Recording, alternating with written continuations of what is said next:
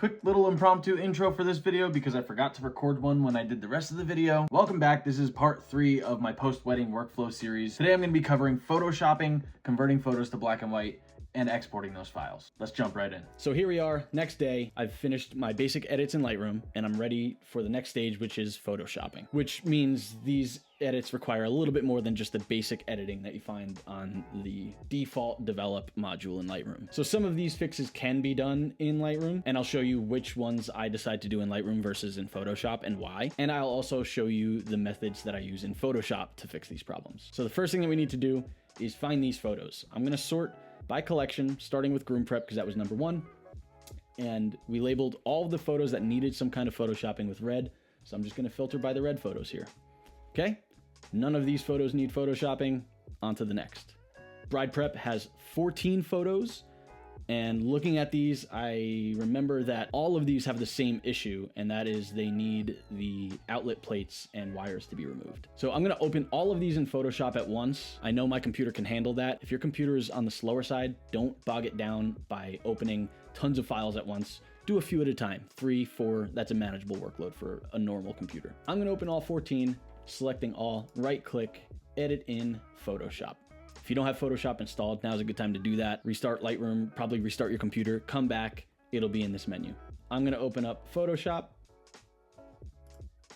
And once they've all been opened, we can get started. So for instances like these, where my goal is to remove this with the wire, this plate, and this plate here. These are very small fixes. Luckily, they're on a blank wall, so it's easy for Photoshop to automatically remove these. Some instances of this require a little bit more finessing, like with the clone tool, but I've had the best results using the remove tool in Photoshop. So I'm gonna select that. I'm going to just create a circle around what I want to remove, and that one is taken care of. Then I'm gonna come over here, make a circle around this one. That one is taken care of. Also gonna make a circle around this one. Boom, that one's taken care of. Now, this wire, all I'm gonna do is draw directly over it, being fairly careful. If I mess up, I can always go back and edit this. I can redo it, but that's all I need for that one. Great. I'm gonna back out. I'm gonna hit enter and you'll see it's magic in action. Almost perfect. Now, because I know it was there, I can see this spot here. So now I'm gonna go in with the spot healing brush, make it a little bit bigger than the section I'm spot healing, and just brush right over it. And that usually will fix those minor inconsistencies. I see a little bit here, so I'm gonna spot heal this. Most people won't find these things, but to a trained eye, they kind of stand out. You can even see like the grain is a little bit different here. So I'm gonna spot heal that. It'll match the grain a little better. Beautiful. Now when I zoom out, it's not as glaring to me. Cool, this one's done. I'm gonna X out of it, hit save, and it will automatically populate in Lightroom now. So if I go back to Lightroom, you'll see this one here is labeled GT0539 edit. That's the edit of this file. So the difference, easy peasy. So I'm gonna do that with all 14 of these files in Photoshop, and I'll come back and show you what I do after they're all finished. All right, we're back in Lightroom. All these files have had their Photoshopping done. Now's the real fun part. Because of the way that we've labeled these, and because of the way that Photoshop and Lightroom communicate together, in order to organize these, all you have to do is press 60606060606060606060606. Now, all of the source photos that we photoshopped still have that red label on them, but they're marked with a 0 rating. All the photos that we did Photoshop have had their red label removed, which means the photoshopping is done, and their 1 star remains. So they're still part of the running total, and they're still part of the filter when I turn off the red. As you can see, let's find one of those dress photos. Boom. This was one of them that I photoshopped.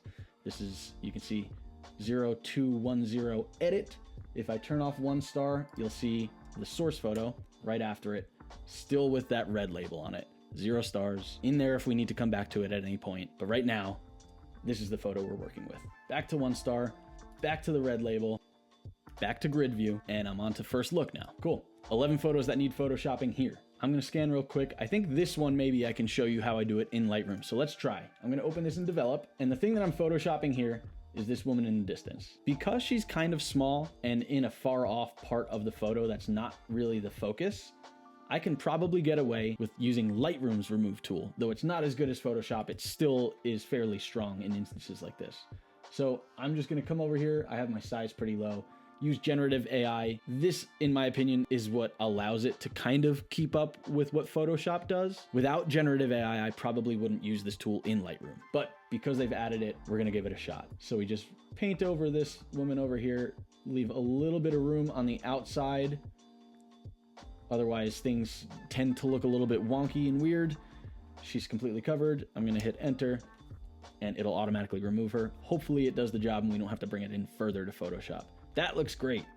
I'm gonna hit enter, enter again. Beautiful. Instead of doing the 6-0 method like I did before, because I didn't bring this one into Photoshop and make another copy of it, I'm just gonna hit 6. That's gonna remove it from this group of red labeled photos, keep the 1-star rating on it as it should be, and leave us now with 10 photos that I need to bring into Photoshop. So these all require the same thing. I'm just gonna be removing something. In this one, it's this post, my bag over here. Same thing, I think, with this next one. Yep, the post. In these photos, it's these people in the background that shouldn't really be an issue for Photoshop to handle. So I'm gonna open all those up, finish editing them, bring it back into Lightroom. We'll do the 6-0 trick again, and then we'll move on and hopefully find something else that we can edit that's not just removing someone. All right, we're back in Photoshop. Again, we're gonna hit 6 to remove the red label from the finished Photoshopped photo, and then 0 to remove the star rating from the source file that we ended up photoshopping to create the new photo. So 6-0, 6-0, 6-0, 6-0, all the way until the end of this collection of photos, and we're ready to move on to family. No, you know what? Instead of family, let's jump to wedding party, because I know there's a photo in here that I can composite to show you. Here, perfect, these two. So I love the way that Brenna and the 3 girls on this side look in this image, but the 3 on this side aren't quite as picturesque. They were in this photo though. So what I'm gonna do is grab both of these photos, open them up in Photoshop. Once they're both open, I'm gonna grab one of these images by hitting Command A or Control A on Windows, Command X to cut. I'm gonna jump into this photo and hit Command V to paste. Now both images are here on this file in different layers. So I'm gonna select both of these layers now. Head over to Edit, Auto Align Layers. Make sure the projection in this case is set to auto. There might be other reasons why you would have perspective, collage, reposition, any of these. For most cases, and for this case especially, you can get away with auto and hit OK. And now you'll see both of these layers are almost perfectly aligned. Now comes the fun part. This top layer, again, has these 4 girls on this side that I want to keep, and these 3 girls that I want to mask out. So I'm going to select this layer. I'm going to create a mask down here. Then I'm gonna come over and grab my brush, which is already selected, opacity at 100, flow at 100, color black. So now anything that we paint black over on this mask, let me show you by turning this layer off. I'm gonna select this layer mask, make sure my brush is selected. Anything that I paint over will disappear. It's going a little slow right now again because I'm recording, but you'll see it's there. It's revealing what is underneath it. So I'm gonna come back here, I'm gonna undo all that, I'm gonna delete this layer mask and just start fresh. Come in here with my brush, and I am just gonna delete them from this image. Revealing the poses that I liked a lot better underneath. Now, this is a really important step because the light had changed in these 2 images. I need to feather that mask so that it doesn't have such a harsh outline to it. To do that, I'm gonna keep my brush fairly big. However, I'm gonna bring the opacity down to under 10%. I usually end up around 7 or 8%. Same thing with flow. This is coming down to somewhere around 10% as well. And I'm going to work from the part that I've already revealed outward to the part that I'm okay revealing into, if that makes sense. So I'm gonna work from their faces, their bodies, out into the sky. And I'm just gonna repeatedly stroke the brush outward until that fades away.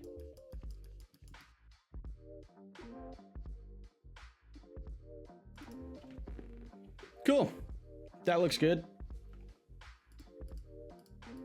Actually, no, it doesn't. I'm gonna increase the opacity a little bit on this and go back in and do more. There we go. I think that looks a lot more natural. Happy with that. I'm gonna close it, save. I'll close this one that we copied from. I will not save this one because it doesn't need to be saved. Come in here to Lightroom. Very, very, very important step. When you composite images, most of the time when you align them, they're gonna end up a little bit skewed, so you have to come in and recrop them. This is why I keep my background on Lightroom another color aside from white so I can see when it happens. But that looks pretty good. I'm gonna hit enter and that photo is ready to go. So again, I'm gonna hit 6 to remove the red label because the photoshopping is done.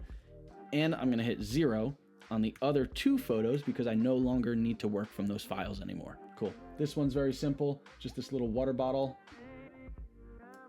Lightroom can handle that. Beautiful. Hit 6, we're done. Same thing here. Let's keep it in Lightroom. Boom, done. 6, same thing here again. Keeping it in Lightroom. Just gonna use the remove tool. Hit enter. Done. All right, so the rest of these are just removing some items in the background. I'm gonna look for some other instances that I might want to show you some other tricks. Here's a good one. Okay, so I don't think I actually selected this photo for some reason, but I know that there's another photo that we want in here. Where is it? There it is. Okay, so I'm gonna label this one red too because I think I forgot to. Come in, select both of these, edit in Photoshop. I forgot to tell you what's wrong with this image. I'll tell you when we get into Photoshop. All right, so I love their faces in this one. That interaction is really, really nice. The way that the light is hitting them is beautiful. However, Jackie is in front of us, which she had every right to be. This was her shot. I was piggybacking off of it. So before you go slamming the content creators in the comments, Jackie is awesome and she had every right to be here. But the photo would have been better without her. This photo, while I do love their faces, and I will include this in their gallery, I'm also gonna use it to help with the other photo. So let's back out here. I'm gonna select this photo, Command X to copy, come over here, zoom out, Command V to paste again. I'm gonna select both of them, auto align layers, and now this fix should be super simple. Actually, you know what? These are edited kind of differently. It's a good thing I did this. I'm gonna show you how to fix that problem if it ever comes up. I'm gonna close these. Don't need these right now. The difference in color is going to be an issue. So I love the color in this one. This one is a little bit maybe too warm for my liking. I don't know. I always waffle back and forth. I'm gonna just pick one of them. Let's take this one. I'm gonna come over here and just hit previous. So now these photos are edited with the exact same setting. If the light was the same, which I believe it was, they should look exactly the same in Photoshop. It's starting to look like maybe they're not, but I'm gonna trust the process. And if they don't match perfectly in Photoshop, I'm gonna show you why that's not such a big deal. Yes, it's definitely good to have them both match perfectly, but sometimes that just doesn't happen. So again, I'm selecting that image, pasting it over this one. I'm gonna select both layers, hit edit, auto align layers, auto projection, none of this lens correction stuff, hit OK, and we should be set. That is a lot closer, not perfect, but something I can totally deal with. All right, so the layer that we want on top to be seen is layer 0. So I'm just gonna drag that up here, and we want to remove Jackie from this image. So we're making a mask. Again, we're gonna select the brush, make sure black is our color, bring the opacity up to 100, flow to 100, and I'm gonna remove Jackie from this photo using the mask. I'm gonna make my brush bigger to make this go quicker since it's not as responsive right now. Cool. All right, that looks great. I'm gonna zoom in, make sure that there's no weird artifacts where the images overlapped. There's a little bit over here, you can see. So I am going to fix that by taking my opacity down to something below 10. 8% should be fine. Same thing with flow. I'm gonna make this just a touch smaller, but I do want it kind of big. And what I'm gonna do is I'm gonna paint black on this mask from the area that I have removed, so that's here, outward into the photo that remains. So I'm just gonna brush up this way, and you'll see that line, that differentiation slowly start to fade away as we gradually make this gradient darker and darker and darker. It's important to stay at a low flow and opacity percentage, because if you go too drastic, let's say it's at like 50, you might actually create another issue. As you can see, there's now this line here. So keep it low, under 10% is great. Be patient. You might need quite a few brush strokes. That's okay. You can reverse what you do with a mask by painting it the opposite color. So say I want to bring all this back. Super simple fix. I'm going to hit X to change my colors down here. Bring my opacity back up. Bring my flow back up. And I'm going to paint white. And look, there's Jackie again. Like she never left.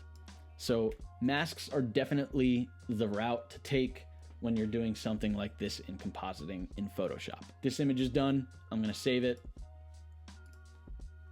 Don't need to save this one. Back into Lightroom.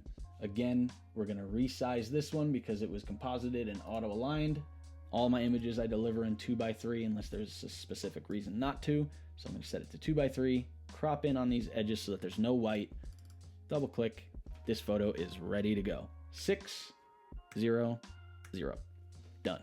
All right, so for this wedding, I think that is all the kinds of photoshopping that I'm gonna be doing. So I'm gonna take care of the rest of it and check back in with you guys once that's done so that we can start the next step, which is selecting black and whites. All right, I finished my last tasks in Photoshop. Now if we come up to the running total, we have our 1-star photos selected. There are no more red labeled photos that we need to bring out of Lightroom. That step is done. So I'm gonna hit the red, turn it off. We're back here with our 931 deliverable photos. Next step is to select which ones I'm gonna convert to black and white. When I convert to black and white, I just make a duplicate of the photo that I'm converting so that the couple gets that photo in color and in black and white as well. Now, in choosing black and white photos, I normally select ones that convey a really strong sense of emotion, and I convert those to black and white so that the emotion is what you're looking at in the photo. It's not about the colors. It's not about how decorated the place is. It's not about if it was golden hour or not. It's about what's happening in the photo when it's black and white. So when a photo or a moment calls for that attention, I will convert it to black and white. Again, the couple gets it in color as well, but I'm adding a black and white version to it. Sometimes if it feels like the color is just off in a photo, converting it to black and white will fix it. That's the oldest trick in the book. Fix it. So I'll do it in that instance as well. But those are the main two things that I'm looking for. So what I do is I go through each collection again, starting with Groom Prep. I'm gonna go into the grid view and I'm just gonna 2-star all the photos that I want to turn black and white. This is a good candidate. Emotion. This is a good candidate. Here's another good one. This is a good one. And this has nothing to do with either of the other two reasons that I said before, but the high contrast. Those always look good in black and white to me too. So I'll select a lot of those to convert as well. Here's a cool moment. This is a nice one. So I'm gonna go ahead and make my selections and I'll see you back here when I'm done.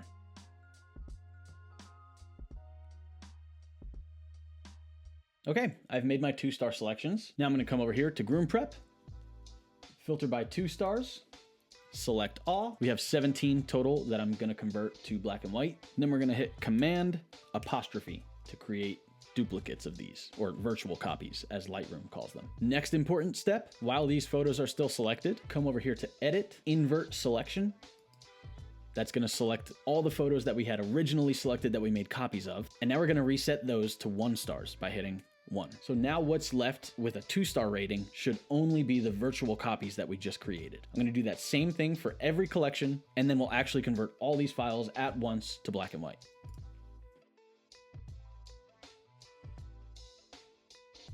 Beautiful.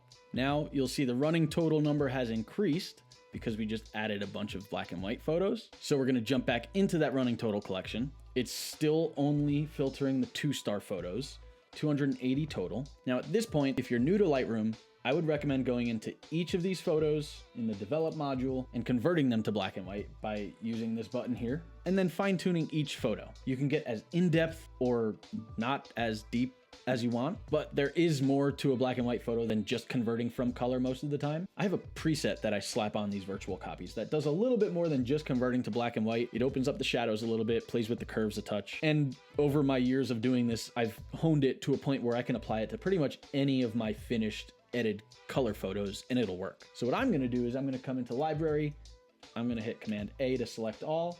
I'm gonna go over to my saved preset, my favorites. BW conversion is my black and white conversion preset. Hit that. And then we can watch the black and white versions update for all 280 of these photos. I'm gonna hit Command D to deselect them.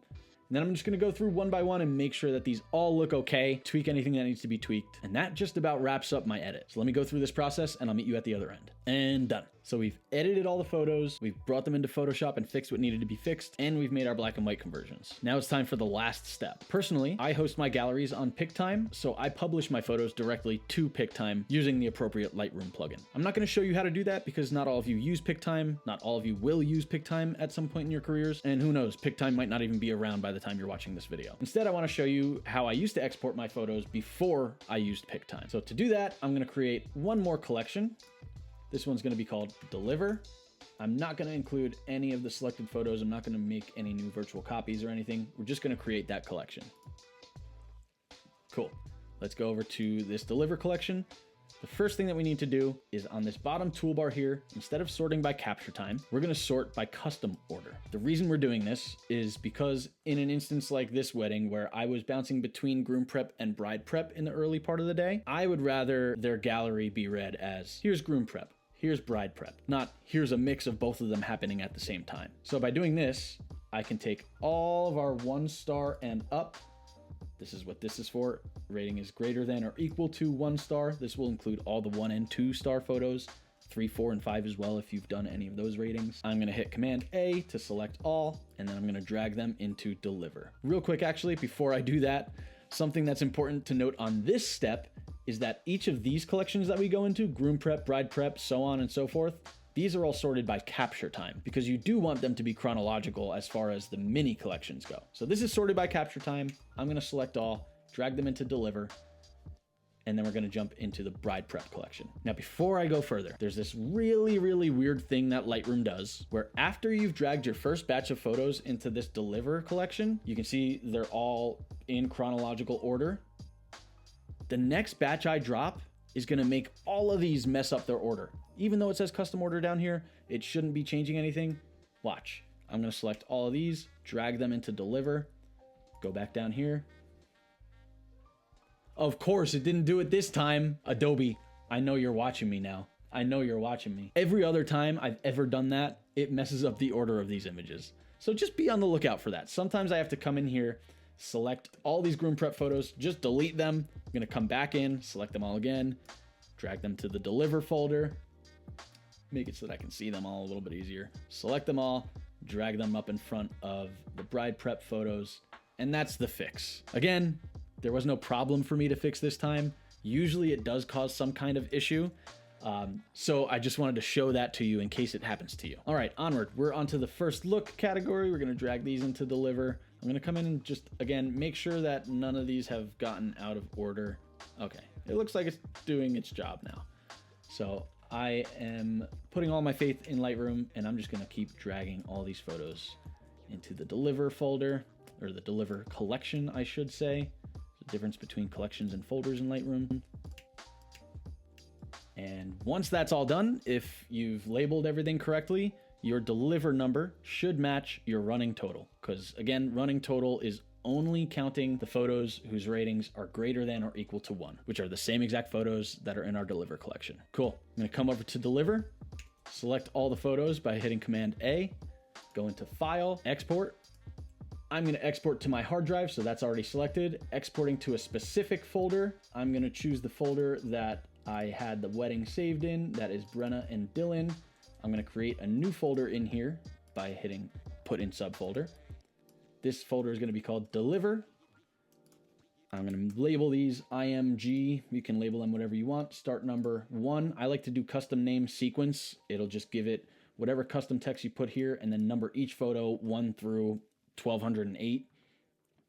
Image quality is 100%. I don't limit the file size unless I know I'm using like an enormous file in there that's 3 gigabytes and I know it's going to need some kind of compression. Then I'll limit it to say like 40 megabytes, which is 39,999K. I'm not going to do that now. I don't have any huge files to worry about. I'm not going to resize anything, no sharpening, including the metadata, no watermarks, And after post-processing, I have it set to show in Finder so that the Finder window opens up with all those files in case I want to just drag them into PicTime or to wherever I'm putting them. You can have it set to do nothing. Easiest thing to do is just do nothing, but it's also nice to have them pop up in a Finder window to kind of signify that it's done exporting. All right, I'm gonna hit export. I'll show you what happens once it's done, and that should be a wrap for this series. Okay, they're done. Now I can open up PicTime in my browser, upload them all as a bunch. I can create different collections for certain parts of the day and upload them in bunches. I can do whatever I want with these images. So that's it. That's the process. I know I didn't show you every little step because a lot of it is just repetitive and redundant, but you got the general overview of how I navigate through editing a wedding. Now that these are done,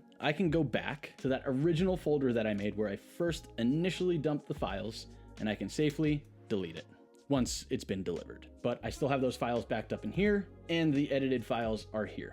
They'll also be in my backup folder and in the cloud once my backup has completed tonight. So again, can never say this too much, back up your files. Hopefully you were able to take something from this whole series. I haven't edited a thing yet. I've just been kind of working and recording as I go. So I honestly don't know if it makes any sense.